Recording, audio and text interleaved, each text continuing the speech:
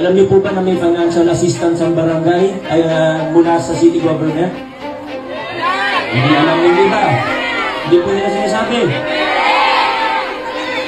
Kada barangay, pag maliit na barangay, may 3 million kada taon mula sa lupang pambayaan. Hindi pa po tapos.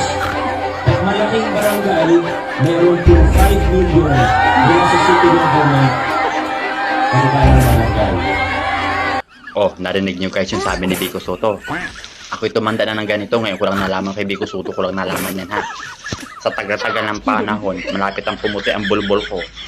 Ngayon ko lang nalaman, may ganyan pala ang nakukuha ang barangay. Kapag maliit, 3 million. Kapag malaking barangay, 5 million. Tanong, saan napupunta kaya yun? Ngayon ko lang nalaman yan ha. Kaya pala yan mga yun, grabe din mag-agawan kahit kapitan pa lang ng barangay. Kahit ang mga konsehan ng barangay, grabe mag-agawan. Yung pala, mimigay ang sistema. Ano pa kaya yung mas matataas na posisyon? Hindi ka, ganyan kalaki ang perang pinag-uusapan sa gobyerno. Kaya ang mga iyan,